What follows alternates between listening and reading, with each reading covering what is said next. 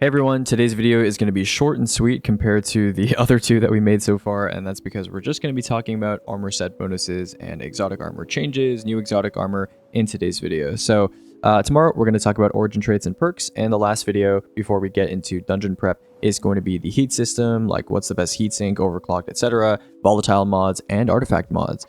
So with that out of the way, let's get started with set bonuses. So the Sage Protector set, I know people have been looking at this from the creator preview. It increases your, I think, like grenade and melee energy every time you hit with the sword. For the 2-piece and the 4-pieces, you get some damage when you activate Blade Focus. These two, we are going to need to test them once the dungeon comes out, but because most of the information that I'm producing in these videos is for the dungeon, obviously, I'm not really going to talk about Sage Protector because that set's not even out yet. Thriving Survivor, some people have been asking about this set bonus's stat increases.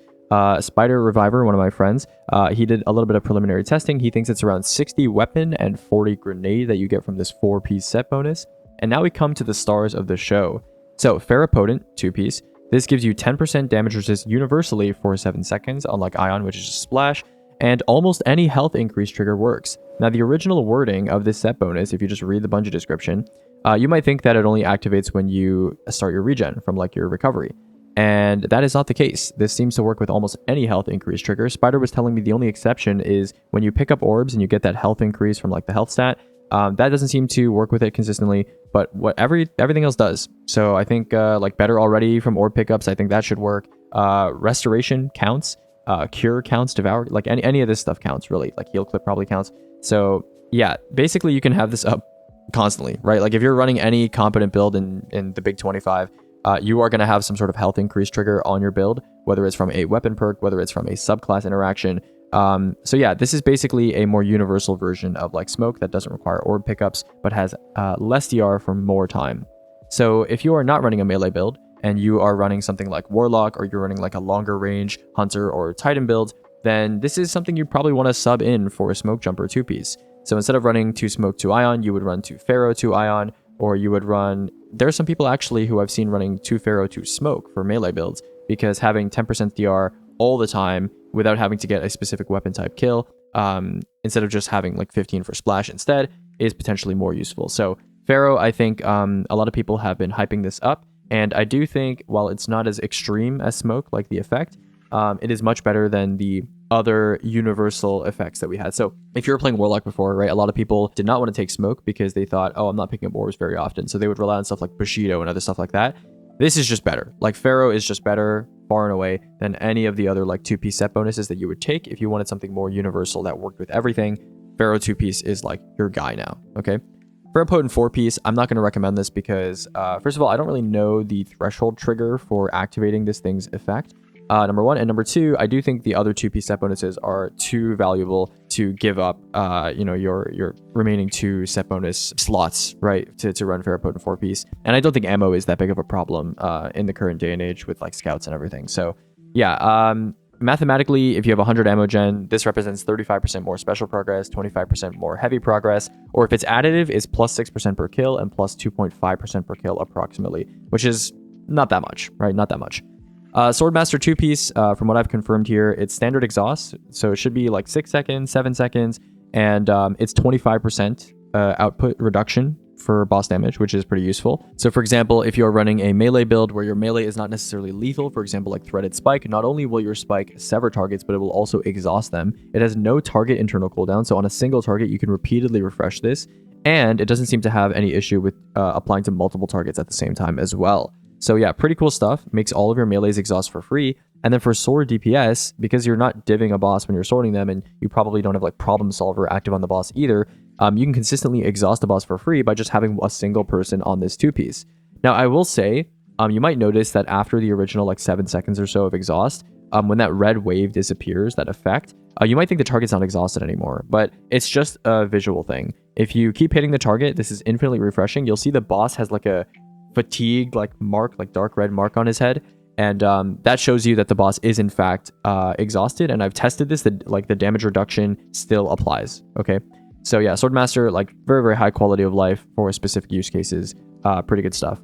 Swordmaster 4-piece, 50% DR for 3 seconds upon the end of a block where you took damage. Okay, so you block some damage, you let go of your sword block, and you get 50% DR for 3 seconds. This is infinitely refreshable, so you can just do this over and over, but every time you block with your sword, the DR will end, because obviously you're blocking, so you already have DR, and then when you unblock, you'll get the DR back.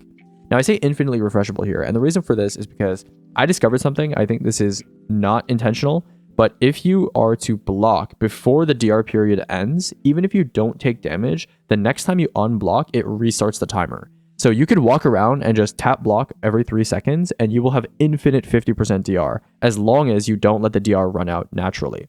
Now, this is arguably not that useful because in situations where you need DR because you're taking damage, every time you block, you're probably going to block some damage, and so it's going to have the DR anyway, even if you let the timer run out. But I thought that was an interesting interaction, especially given that with like stuff like the lightsaber, it's super easy to just like block, smack, smack, smack, block, smack, smack, smack, and then you basically have infinite 50% DR every time you're not blocking. This is also great for glaive users who like to play defensively. Yeah, it's just, I don't know, it's just great overall. Swordmaster really lives up to its name, honestly. If you like swords for neutral play, it's like the perfect armor set bonus, right? Because every time you hit something with a melee or a sword or a glaive, it gets exhausted, which decreases its damage output. And then you essentially have a free infinite chaining 50% DR all the time whenever you're not using the defensive portion of your weapon, whether it's glaive blocking or sword blocking. So if you are a stronghold lover, if you are a lightsaber lover, I really strongly recommend trying this set bonus out. It reminds me a lot of the Tech Sec 4-piece, where you do need to play a specific way to get it to really shine, but in specific scenarios with specific builds, it is very, very noticeable, and I think you will feel the same way about Swordmaster 4-piece if that's kind of like your thing. Shrewd Survivor, Wild Anthem, New Demotic, these are not really relevant for PvE, so they're just PvP, we're not going to talk about them.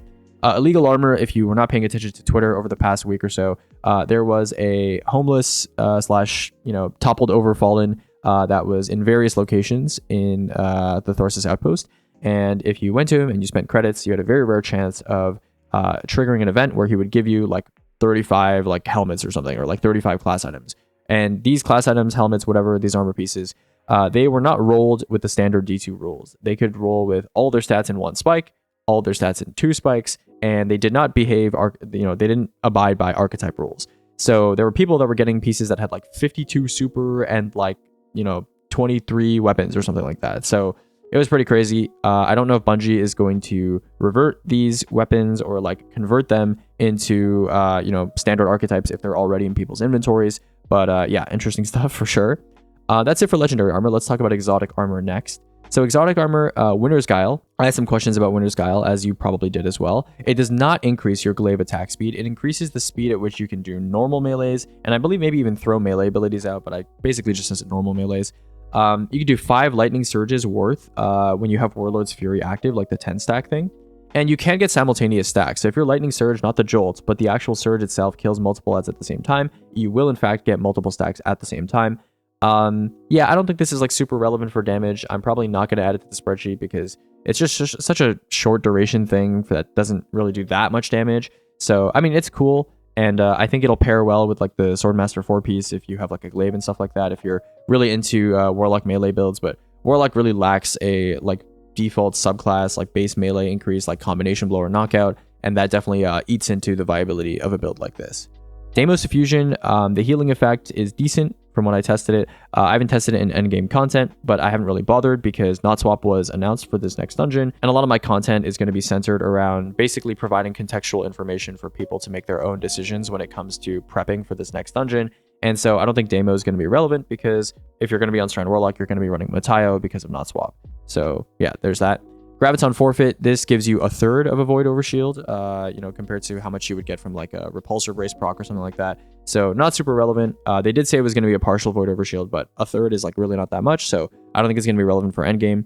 Lucky Raspberry, in my experience when I was testing this against targets that you don't kill, if you like jolt like 3 to 4 targets, it gives you like around half, maybe under half of your nade at 100 grenade.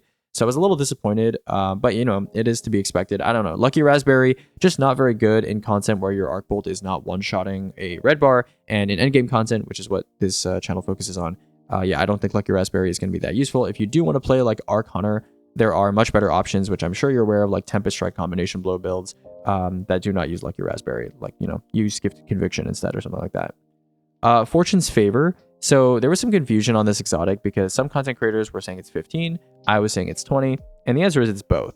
It's 15 for non-heat weapons, and it's 20 for heat weapons. I didn't test with multiple weapons because I didn't think Bungie would, make this a thing. But for some reason, heat weapons get 5% more. This kind of throws a wrench in our plans a little bit because there aren't many heat weapons that are super good for DPS right now besides the elephant in the room, which requires you to use Lucky Pants. And so you can't use Lucky Pants and Fortune Favor at the same time. So this is really only going to be relevant for sword damage and really only relevant maybe in 6-man. In 6-man, maybe outside of sword damage, it might be used too. But the main thing with Fortune's Favor is that I just don't think it's relevant for the upcoming dungeon race because when you're in 3-man, kind of facilitating constant void overshield can be annoying. Now, I'll definitely look into like facet of purpose and like edge of action and sword DPS because it's highly likely that there's going to be like some sort of sword damageable boss in the dungeon, given what's happening to the sandbox. So maybe it'll be worth experimenting with there. We'll see what happens. But I wouldn't hold your hopes too high for Fortune's Favor for this upcoming race. Maybe for future races, like 6-man races, could be potentially interesting. But for now, I would say not a front runner with what we know right now. Arbor Warden, I thought this would make like a V-shaped kind of array of barricades that go forward. Apparently just makes a triangle fort. So I'll show you a little picture. It's a cute little like triangle fort. Like the type you would make out of gym mats back in the day when you were a kid. So you could hide in the middle and just throw snowballs at at enemies from inside. But yeah, that's it's a little unserious, not that great. But yeah, that's Arbor Warden. Dunemarchers, yeah, like I said, the damage scaling does not increase into endgame. It's cool if you were already using Dunemarchers, you're gonna like this change, but it's certainly not gonna help it go any further into endgame than it already has, which is not at all. And then Armamentarium has a reload effect now when you throw your grenade with your weapon, kind of like demo, except it doesn't have an internal cooldown. So if you're on Strand Titan and you have a navigator point, you can basically just infinitely reload whatever weapon you're holding, which is a pretty cool interaction. Now, I don't think there are any weapons in this game right now that are so reload sensitive that, and they're also like really, really meta, that this would be a big change and worth going on Strand Titan and foregoing a damage super for. But in the future, we'll definitely look into this and maybe discuss it for other purposes. And then Peacekeepers, namloading was brought back to Peacekeepers. Unfortunately, this is not super useful given the SMGs we have right now, especially like the fast talker thing where that thing can basically shoot indefinitely. But the thing with namloading is that you're forced to drop the PK buff anyway, unless you run 2 SMGs. Like I tried double swapping, and if you double swap for long enough to get namloading to actually activate, it is a guaranteed drop to your damage boost stacks, unless you're running 2 SMGs. And so I thought this wasn't the case, so that's why I was like, oh, namloading could potentially be useful. It's actually not. Yeah, it's actually not really useful for that. So yeah, that's pretty much it. That's all I have to say about armor.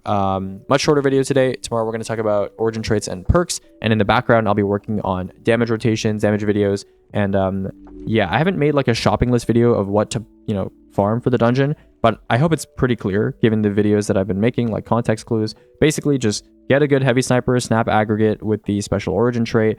If you're a hunter, get your hands on a special hand cannon if that doesn't get disabled with the special origin trait and precision instrument, etc.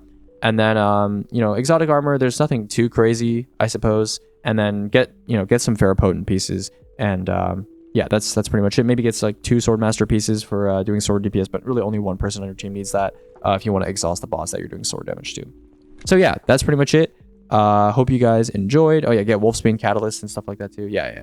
So anyways, it's all scattered across the videos, but I hope it's pretty clear what you should look into getting. So yeah, that's it for now. And I'll see you guys around for tomorrow's video. Goodbye for now.